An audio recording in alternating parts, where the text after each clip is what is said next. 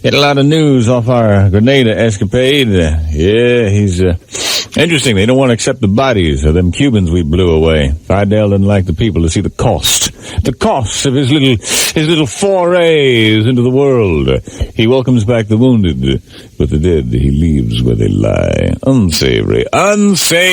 Boy, I sure wish my efforts had been successful back when I was working with JFK to off Fidel. Yep. Yeah, you didn't know about it? That other profession I had back in the days when I was Nino Greaseman, CIA agent. JFK came to me one day. Said, Grease, we have a problem. I said, I know. He wanted me to terminate with extreme prejudice. Well, we had a fiasco a couple of times with cigars that was supposed to explode and drugs we were supposed to feed him. This time, JFK wanted me to go directly to so he wanted me to kill him personally. And we decided we could do it with knives. Knives! He was always surrounded by dogs that sniffed out weaponry. There were dogs that sniffed out weaponry at the airport. No way would I be able to bring in a powerful long-range rifle to plug them from afar. So I figured I'd do it with throwing knives. For weeks and weeks and weeks, I practiced at Langley. Standing there in the basement, throwing those knives. When I got to be confident, I used live models. Every day, I'd grab a secretary or a janitor, a fellow agent, put them against the wall, and practice just throwing those knives right around them. One day, I was working with a guy by the name of Robert. And I threw a knife, and I hit him squarely in the tuchus. I expected him to scream and yell.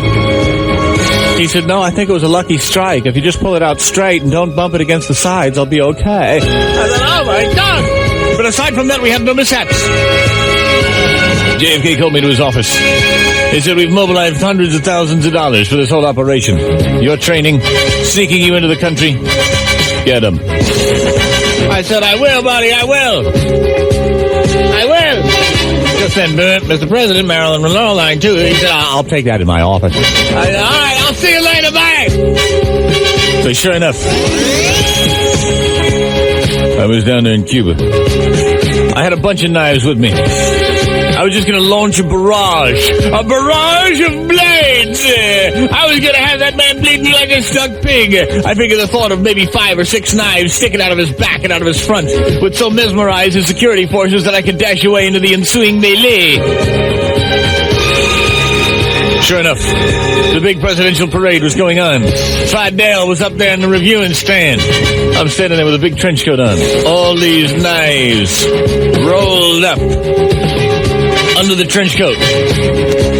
I saw the time to make my move. I stepped in front of the reviewing stand. I opened my trench coat. I didn't realize it, but the slip knot I had tied in the little sack that had my knives rolled up came undone, and it unrolled, and there I was standing there with my trench coat wide open, revealing all these knives hanging there. The guards and Fidel noticed it immediately. They jumped up. They said, Gringo! What's with the knives? I said, well, the paring knives are $1.49, the bread knife's $2.10, the steak knife will let you have for $3. The carving knife. Animal, vegetable, this or is only mineral. $15. Or all of the above. I got a pearl handle on it. Greaseman.